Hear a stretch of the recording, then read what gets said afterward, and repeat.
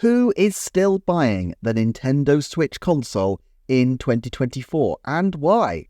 With so many rumours of the Switch successor being on the horizon, the common contention is that this can only hurt the fate of Nintendo's aging hybrid. But Shuntaro Furukawa has made some recent statements to the contrary, and Nintendo clearly sees a target market out there, and in this video we are going to investigate who exactly the Big N are targeting with their marketing campaigns.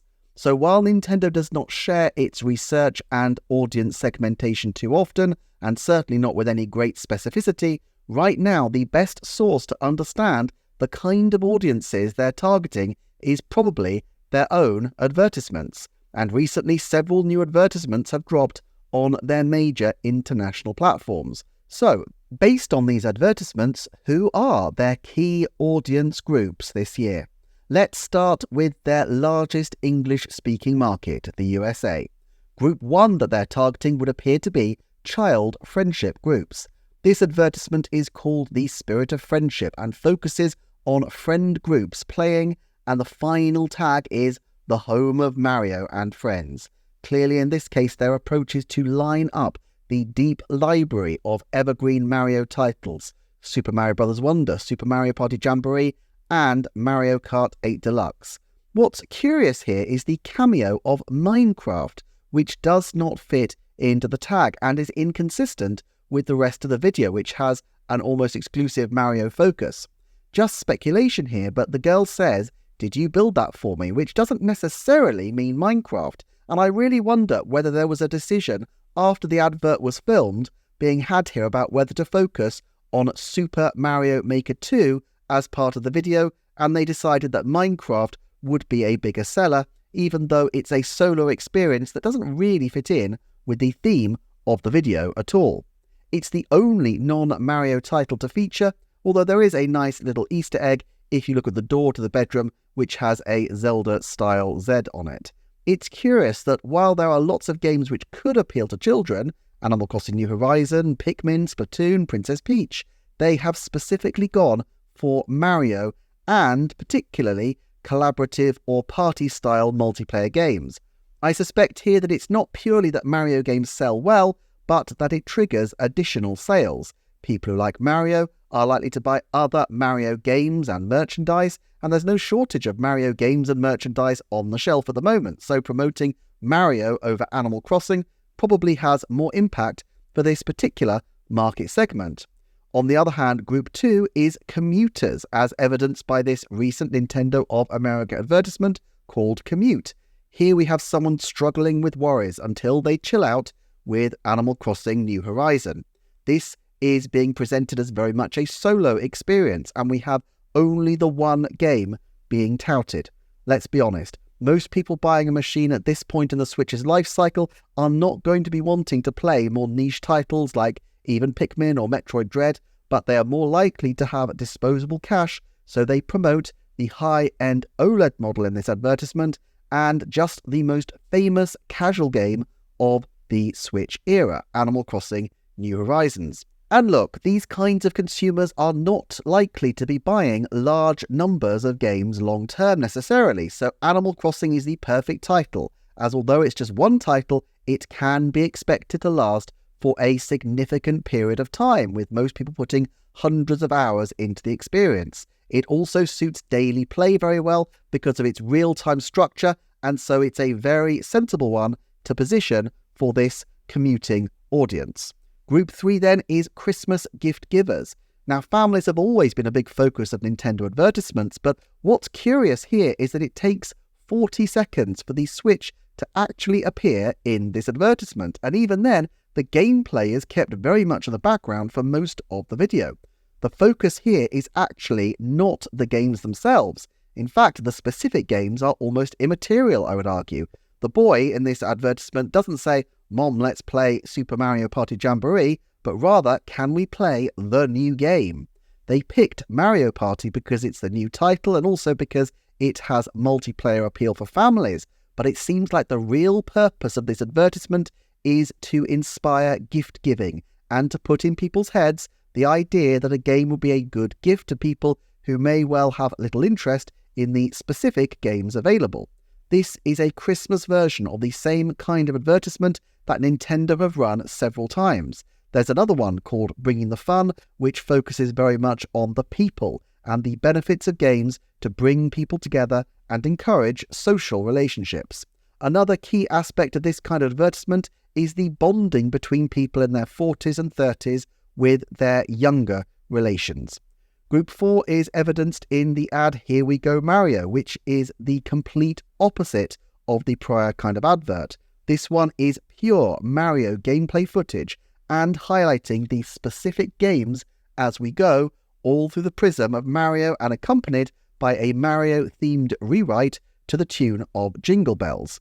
The advertisement ends, again, the home of Mario and friends. Now I suspect that we will continue to see this be the promotional tool for the Switch for quite a while to come, as even once the successor launches, it will take some time for it to have anywhere near the kind of depth of gameplay library for Mario titles that the Switch already has.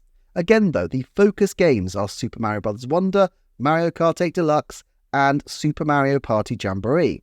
It's really striking that Super Mario Odyssey or Super Mario 3D World and Bowser's Fury seem to be completely forgotten. There are two possible reasons that I can think of for this. The first is that they don't want people satiated with a big 3D Mario when they are about to launch a new one, and I think we can 90% expect a 3D Mario in the next 12 months. The second is that these are more one-player core experiences, and at this point they want to have people buying games which require additional accessories, which require multiplayer gaming to bring more people in. The only concession to one player in this advertisement is Wonder, but even then, all the advertisements focus considerably on the multiplayer modes, with one of the cloying lyrics going, "having fun in co-op mode." The good thing about this advertisement is that it appeals to people who think of themselves not as Nintendo enthusiasts so much as Mario fans, a group which has probably become substantially bigger as a result of the film and attendant merchandising. But of course, this is just Nintendo of America. The audience in Japan is very different, and so let's take a look through the kind of ways that Nintendo of Japan are trying to bring people in. Note this advertisement, which focuses on a young, single, female game player in front of a large television. The Switch's initial purchase base was mostly young male players, and so for Nintendo, they have long sought to balance out the gender appeal of their titles. But I find it intriguing that they would use Mario and Luigi to do this, and it suggests that the narrative games were added to the holiday slate, particularly for the Japanese market. Nintendo actually have two versions of this advertisement, with one leaning slightly more, as far as I can tell, into comedy. It should also be noted that Nintendo in Japan is leaning heavily into promoting Nintendo Music. Now, Nintendo Music is of interest in the West, and there was a report on Nintendo Life that someone had found Nintendo Music being advertised on Spotify. Perfectly sensible place to advertise to music lovers, but the fact that they're going to people already seeking phone music as opposed to a more broad audience suggests that in the West at least, this is still considered a niche interest and something which might not have the same broad appeal. Not so in Japan, where many of the same people are being advertised to. Commuters wanting a calming Breath of the Wild theme soundtrack to chill out to on a meandering bus journey. Young professionals wanting a bit of Jump Up Superstar to add a spring to their step as they walk to work. There's also an advertisement of a schoolgirl tapping along to Splatoon and someone deciding to add to their studies a little Pokemon musical action. Of course, the benefit of Nintendo Music is that it doesn't simply represent a one-off purchase, but commits people into the Nintendo ecosystem. It also seems possible that people could purchase the Nintendo Music service without buying a Nintendo Switch, a market that is highly saturated already in Japan. And so because people would already have so many Nintendo services available through their purchase already, it is a subtle way to activate people's sense of sunk costs, that if they've already got the facility to play these games, why not just buy a Switch to utilize it? As well, of course, as appealing to people who, for whatever reason, are not interested in buying a Switch at all.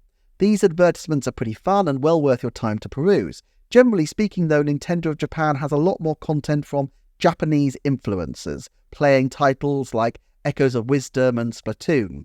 I think it's telling here that Mario is far less of a draw, but there is an emphasis on longer engagement with games and particularly RPG-style titles. There is even quite a large number of trailers for Famicom Detective Club, Emmy of the Smiling Man, in the month after that game launched, which I have to say, as a big fan of the series, I am pleased to see. Let's head closer to home, for me at least, and in the UK, advertisements are different again. First of all, I am kind of amused to see a Super Mario Party Jamboree Accolades trailer. I'm not sure what it says about the UK that it's the first region I've come across that needs a trailer to show that fun has been independently verified by a good selection of quality review outlets. The advertisement closes out with a subtle advertisement for the My Nintendo store and the Nintendo eShop, which is kind of curious, as although Nintendo is obviously interested in pushing its online presence, this is the first region that seems to explicitly want to promote the store and the eShop as methods of doing so over other outlets. Obviously, the UK is a smaller market and so there are fewer advertisements overall, but here the tone of the advertisements is focusing again on adult gamers connecting with friendship groups and siblings. I did check out the Nintendo YouTube channels of France, Germany, Italy, Israel and South Korea, which don't have bespoke advertisements but do have a fairly steady diet of translated trailers from other regions, while Nintendo of Canada is almost completely bare, as I presume they feel that they can utilise American trailers in both territories. Nintendo of Australia, though, is an interesting one. This recent trailer, Fun for Everyone, is clearly aimed at families with very young children with a warm family environment. Again, we're utilising Super Mario Party Jamboree not just because it's the new game, but also because it's a game that clearly appeals to families and is easy to access for everyone. Clearly, young children are a major potential market for the Nintendo Switch, and I'm kind of interested to see if other regions start pushing this in the future. My hunch is that the next phase of pushing Switch will involve targeting the very youngest gamers, perhaps with either the Lite or, I feel increasingly confident, a cheaper hybrid model that still offers family play as seen here. There is another advertisement which focuses on a teen bonding with an older grandfather figure over Switch Sports and ends with the slogan Play, Connect, which again feels like it sums up Nintendo's attitude at this point to what they want the Switch to be. I find it intriguing that despite the huge success of Switch Sports, this is the first recent advertisement I've come across, and even then it's 2 months old, as Australia produces far fewer advertisements overall, and it's the first one to mainline Switch Sports, which seems like such an obvious family game. As with Super Mario Odyssey, one reason not to focus on a game that is otherwise a popular evergreen title is that they are planning to offer a sequel to it soon.